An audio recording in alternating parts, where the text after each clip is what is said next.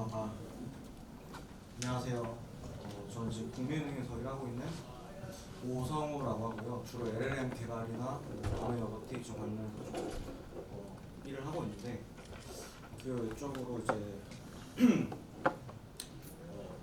현재 구글 지원을 받아서 LLM을 좀 개발하고 있고 사전 학습 단계에서부터 진행하는 프로젝트다 보니까 그 학습 데이터 자체에 대한 고민을 좀 많이 하게 됐더라고요. 그래서 LLM 개발자 입장에서 요새 좀 저작권 관련해서 이제 소송이 되게 많이 일어나고 있는데 그러한 이슈에서 좀 어떻게 해야 될지 제가 좀 고민을 좀 담아봤습니다.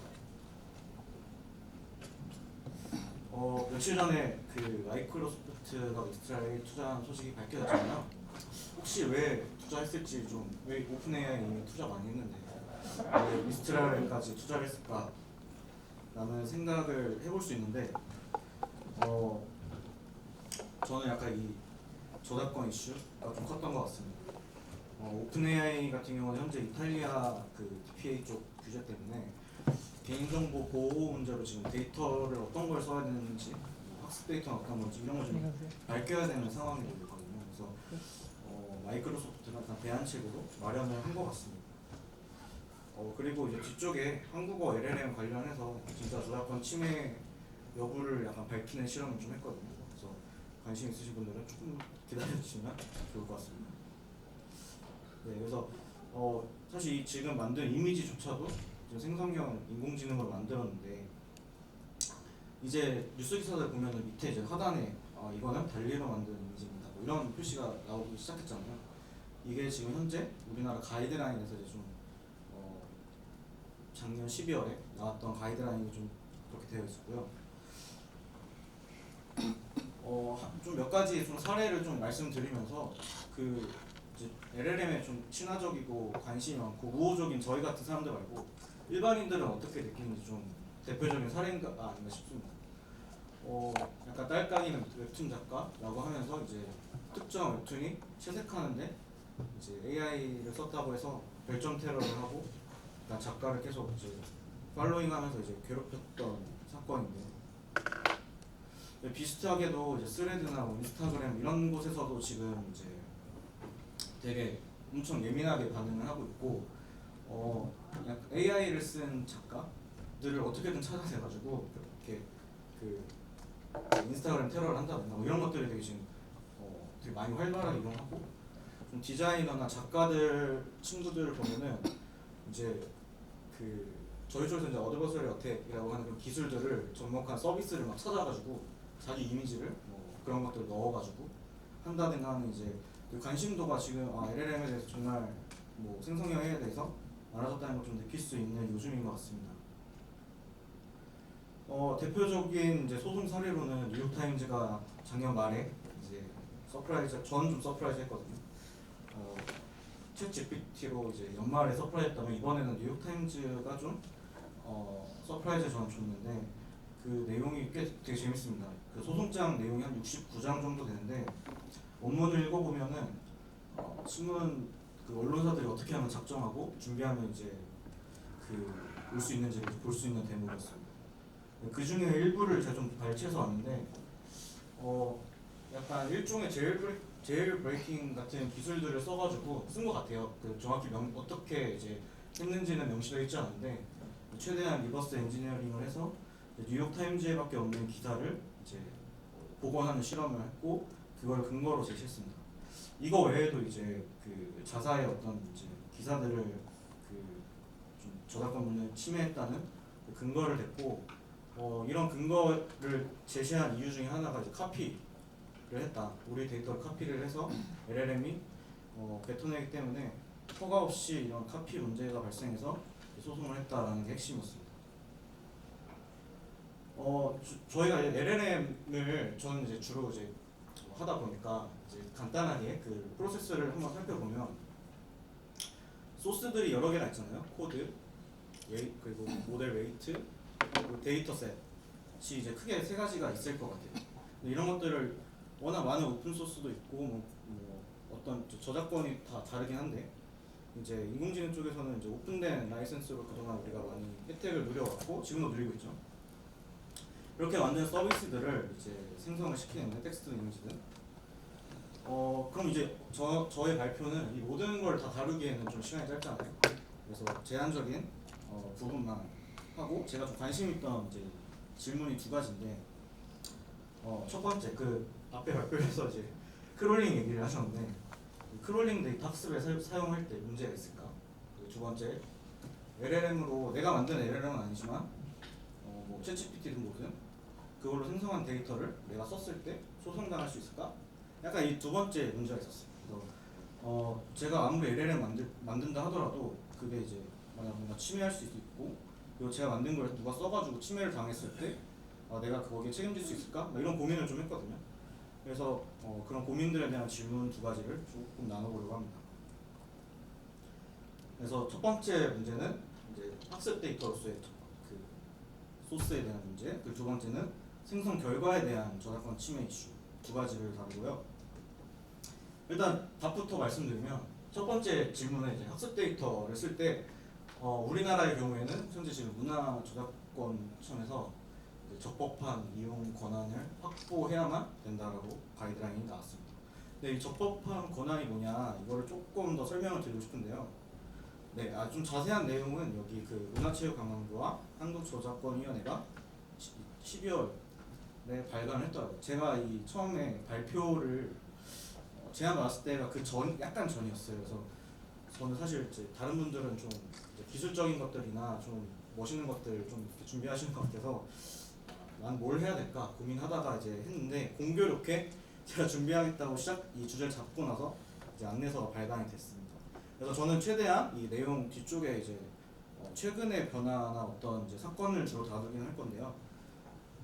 이제 사전에 좀 권한을 확보하도록 명시를 하고 있습니다. 이 사전에 확보한다는 게 되게 좀 어려운 건데, 뭐 예를 들면 제가 블로그 어떤 소스에 데이터를 그냥 이제 필터링 레벨에서 그냥 말문치로 더 밀어 넣는다고 했을 때, 제가 이제 블로그 그 작성자한테 이제 허가를 받아야 되는 거죠. 이런 그런 식의 드는 저작권법을 좀 살펴보니까 이 그 상당한 노력을 들여야 된다고 하더라고요. 만약에 이제 이 상당한 노력이 뭐지? 해가지고 이제 더 찾아보니까 이제 그 어떤 대통령령으로 따르는 건데 저작권자의 거소를 조회합니다. 그 어떤 이제 저작물에 대한 그 사람 주소나 뭐 연락할 수 있는 방법을 최대한 조회하고 그걸 가지고 연락을 넣어서 회신이 1개월 동안 없으면 그때 이제 쓰는데 그것부터도 이제 각 항목이 되게 세부적으로 나눠져 있습니다. 이걸 보면은 이제 사실상 거의 이제 쓰기 어렵다라는 판단이 좀 들긴 하거든요. 좀 머리가 아프더라고요. 이걸 비슷한 이제 그 딱 보고 알았는지 그 초거대 AI 추진 협의회라고 이제 그 코사에서 이제 발족한 위원회가 하나 있는데 협의회가 있는데 이게 지금 좀 말도 안 된다. 이거 학습으로 쓸 수 없고 그냥 학습 대화하지 말라. 딱 이런 이제 거의 그 정도 수준이다라고 이제 해서 이 데이터 적법거나 확보, 문구 삭제를 이제 요청을 했고 근데 사실 뭐 요청한다고 하지는 않을 것 같습니다. 다른 나라, 우리나라는 이제 이런 상태입니다. 그래서 사실 이제 크롤링이나 뭐 이런 것들 할 때 되게 좀 조심해야 되는 상황이고 이런 법 자체가 사실 유럽이랑 좀 많이 비슷합니다. 유럽 같은 경우도 지금 이제 미스트랄이 사실 라이센스를 아파체 라이센스 2.0을 한 이유가 아마 이런 법적인 이슈를 좀 피하고자 최대한 이제 모델 웨이트나 뭐 여러 가지 학습 방법을 투명하게 한 것 같은데 그래서 우리나라 법은 약간 유럽을 좀 따라가는 경향이 있잖아요. 그래서 이런 것들. 근데 미국은 이제 조금 다릅니다. 개인정보 다루는 것부터 이제 사후에 허가받아도 되는 약간 그런 정책을 피잖아요. 그래서 이제 그동안은 모델 학습에 이런 그 데이터 쓰는 것도 좀 약간 좀 허용을 해줬는데 이 뉴욕타임즈 소송 사례도 포함해서 지금 좀 걸려있는 소송들이 엄청 많아요. 그래서 지금 이제 공개 의견을 한 작년 7월 받았는데 그걸 한번 연장해서 12월인가 한번 연장을 또 했어요. 그래서 각 회사나 개인이나 연구자들한테 이거 지금 문제 심각한데 어떻게 할까 좀 이렇게 질문하는 그런 내용인데 이것도 좀 역시 천조국은 좀 공공기관도 클래스가 다르구나 좀 느꼈었는데 한번 보시면 좋을 것 같습니다. 그리고 흥미로운 건 일본 같은 경우는 그 약간 좀 허용하는 편입니다. 그 저작권법에 의해서. 다만 이제 창작자한테 어떻게 보상할 거냐 그 문제만 잘 해결된다면 쓰는 거에는 전혀 문제가 없는 그런 저작권법을 갖고 있습니다. 중국은 생각이 있습니다. 그리고 두 번째 문제, 이제 사용자 입장에서 이제 내가 LLM을 썼을 때 내가 써가지고 뭐 예를 들면 내 블로그에 올리거나 아니면 이미지를 내 인스타그램에 올렸을 때 뭐 문제 없는 거 아니야? 라고 생각할 수 있는데 이게 우리나라 법이나 외국 법에서도 저작권 침해 소송을 누가 걸었을 때 소송 당할 수 있습니다. 좀 많이 힘들어질 수 있는데 95살 된 미키마우스가 이제 2024년 1월 1일에 저작권을 만료가 됐거든요. 근데 이게 딱 요 그림만 만료가 된 거고 그 이후에 나온 미키마우스들은 또 다른 저작권 보호를 받고 있습니다. 그래서 물론 그래서 마음대로 그러면 이 그림을 마음대로 쓸 수 있는가에 대한 이제 좀 궁금함이 들었는데 이제 챗GPT한테 좀 약간 이런 걸 시키는 걸 좀 좋아합니다. 약간 걔네 원래 컨텐츠 보호 정책을 좀 파괴할 수 있는 좀 리버스 엔지니어링 같이 제일브레이킹 하는 거 좀 막 종종 하면서 내 모델도 이거 피할 수 있을까? 약간 이런 걸 좀 테스트 해보는데 이미지를 참고로 해서 만드는 그 실험이었어요. 근데 아무리 시켜도 잘 안 되더라고요. 그래서 미키마우스 캐릭터가 포함된 이미지라서 뭔가 추가적인 걸 할 수 없다. 거부를 하더라고요. 그래서 좀 역시 오픈AI가 진짜 대단하긴 하다라는 생각을 하면서 이제 스테이블 디퓨전을 직접 띄워가지고 한번 만들어봤습니다. 저 이제 만약 월투시 엔진이 강의를 보시면 제가 학제 조치하겠습니다. 지옥 끝까지 쫓아온다고 하더라고요. 네, 이 목적은 저 미키마우스를 이제 저작권 해치기 이게 제 거라고 주장하지 않았습니다. 했고 이런 식으로 이제 생성AI를 만들었으니까 내 거다라고 주장할 수 있는가라는 거에 대해서 좀 예시를 들고 싶어서 갖고 왔고 정답은 될 수 없다 했고 저작권 침해 소송이 왔을 때 실제 저작물과의 유사성 뭐 이런 것들을 비교해서 뭐 하는 그런 진짜 실제 그런 절차들이 있어서 이슈가 되고 있는 것 같습니다. 오픈AI가 말하죠. You own your input and output. 너가 다 소유한다. 걱정하지 말라. 뭐 이런 얘기를 하죠. 마이크로소프트도 이제 기업 고객들한테 우리가 뭐 지불해줄게. 판단이 좀 판결 나거나 뭐 불리한 거 있으면 다 우리가 다 대줄게 라고 말하고 있고 저희 회사 와서도 그런 얘기를 막 교영 시스템한테 하더라고요. 끝나고 가서 조용히 가서 물어보긴 했는데 진짜 배상해주냐? 라고 물어봤을 때 이게 오픈AI와 마이크로소프트가 진짜 지킬 수 있는 약속인가? 라고 했을 때 블룸버그에서는 아니라고 얘기를 합니다. 뭐 저도 동의합니다. 그 규정을 사실 법이라는 게 들어가면 되게 작은 조항 하나로 모든 게 바뀌잖아요. 앞에 보면 이게 엔터프라이즈 프라이버시입니다. 자세히 보면은 이제 법적 보호가 되는 그 케이스는 챗GPT 팀, 챗GPT 엔터프라이즈, 그리고 API 플랫폼을 쓰는 경우에만 이제 자기들이 좀 법적 분쟁을 이제 중재할 수 있도록 노력하겠다는 거 있고요. 근데 이제 저 맨 밑에 조그맣게 써있는 Where allowed by law를 보시면 법적으로 허용하는 경우에만 너가 소유한다 라는 거라서 사실상 우리나라의 법 혹은 유럽의 법 혹은 미국의 법 상에서 소유할 수가 좀 어렵습니다. 마찬가지로 마이크로소프트도 얘네가 이제 페이한다는 거는 그 자사 서비스, 상용 서비스를 쓰는 경우에 그리고 자사 상용 서비스에 있는 가드레일이라는 프로그램을 적용한 경우에만 가능하기 때문에 이것도 진짜 실제 그런 가드레일의 어떤 문제를 저희가 입증을 해야 됩니다. 나중에 소송을 당하면 그게 또 어렵겠죠. 그래서 사실상 이게 좀 어려운데 그러면 지금 이런 인공지능에 대해서 저작권 침해 이슈가 어디에서 지금 가장 핵심이냐 했을 때 가장 논쟁의 핵심이 되는 게 학습이냐 암기냐입니다. 그 뉴욕타임즈의 그 소송장에서도 보면은 이게 학습이 아니라 암기라는 거를 이제 계속 주장하고 있고 암기이기 때문에 저작권 침해 소지가 있고 저널리즘을 파괴하고 있다 뭐 이런 식으로 이제 얘기를 하고 있는데 여기서 이제 러닝이라는 거는 이제 뭐 이제 리니어 트랜스포메이션 과정을 계속 거치면서 뭔가 선형 변환이 계속 일어나잖아요. 그러면서 이제 트랜스포메이티브하게 이제 모델이 데이터를 이제 사용한다라는 게 이제 약간 저희가 생각할 수 있는 기술 좀 옹호할 수 있는 측에서의 생각인데 이제 또 다르게 보면 계속 그 학습 데이터 생성을 계속 정확하게 하는 게 암기하는 거랑 비슷한 거 아닌가? 뭐 이렇게 생각도 할 수 있을 것 같아요. 실제로 이제 넥스트 토큰 프레딕션에 대한 이제 그 수식적인 부분들, 내용적인 부분들을 좀 살펴보면 사실 둘 다 맞는 말이긴 해요. 그래서 이제 좀 메모라이제이션 좀 해결한다라는 건 어떻게 보면 이제 약간 과적합을 좀 피하자 이거잖아요. 그래서 이제 뭐 파이콘이나 뭐 기타 요새는 이제 좀 디듀플리케이션 방식의 이제 학습 데이터에서 중복을 제거하는 게 성능에 도움이 되고 뭐 학습 뭐 컴퓨테이션 전체 양도 줄여주고 뭐 좋다 뭐 이런 얘기를 하는데 네, 그래서 뭐 이런 방법들 혹은 이제 가드레일 장치 뭐 기술적인 것들 혹은 정책적인 것들 아니면 뭐 그런 것들이 또 있을 거고 그리고 이제 사후적으로 이제 지금 얘기하는 것들은 좀 약간 사후적으로 하는 건데 뭐 워터마킹 기술들을 적용을 하는 방식들.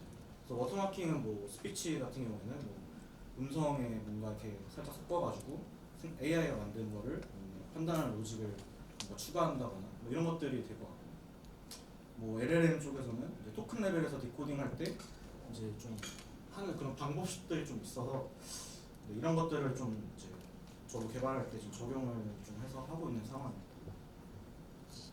얼마 전에 나온 젠마에서 이제 이런 이슈에 대해서 워낙 핫하거든요 지금 이쪽에서는. 그러다 보니까 자기네 그 테크니컬 리포트 안에도 메모라이제이션에 대한 실험이 나와 있습니다.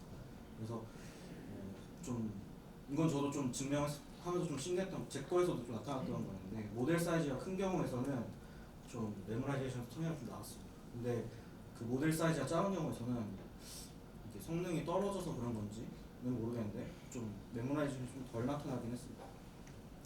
근데 좀 가장 이제 좀 얘기하고 싶었던 건데 그래서 현재 오픈된 이제 그 한국어 LLM들이 저작권 침해하냐 그래서 뉴욕타임즈랑 구글이 했던 이 실험을 저도 이제 며칠 전에 좀 해봤거든요. 약간 밋밋해가지고 좀 기술적인 걸 넣고 싶어서 좀 진행을 해봤습니다. 네, 어떤 언어 모델인지는 제가 좀 말씀드리기 좀 어려울 것 같고요. 그 방법도 좀 이제 네, 그래서 실제로 한 80% 정도의 이제 그러니까 뉴스 기사 제목을 복원하는 데 성공했습니다. 그러니까 처음에는 저는 이게 그냥 랜덤인 줄 알았어요. 그냥 막 생성한 거라고 생각했는데 검색을 해보니까 실제로 있는 기사더라고요. 그래서 이게 머니투데이의 그 기사였는데 이걸 보면 이 모델이 어떤 학습 데이터를 써서 어떤 출처와 시기, 뭐 어떤 방식을 썼는지 그리고 토크나이저 보면 대충 다 나오긴 하거든요. 그래서 이걸로 충분할까 했는데 약간 욕심이 생겼어요. 내용도 좀 보관하고 싶더라고요. 그래서 해봤습니다. 했는데 일부를 똑같이 제안하는데 성공을 좀 했습니다. 그래서 이러면 우리 한국 LLM 하시는 분들 많이 힘들지 않을까 싶은데 이제 저도 좀 이제 그런데 이게 어떻게 우리 발전을 위해서 더 필요한 게 아닐까 싶어서 좀 불편하지만 내용을 추가하겠습니다. 보면은 이제 기자 이름이랑 다 나와서 사실 좀 이런 개인정보까지 좀 그게 아닌가? 약간 이런 생각이 드는데 이런 문제 때문에 약간 코지피티 같은 경우 보면 이제 생성할 때 막 땡땡땡땡땡땡땡땡 하고 막 계속 반복적으로 생성하는 케이스도 있잖아요. 이게 아마 이제 가병 처리하는 과정에서 이제 학습 데이터 들어가서 생긴 문제인 것 같은데 이제 이 모델 같은 경우는 그런 게 이제 없었던 거죠.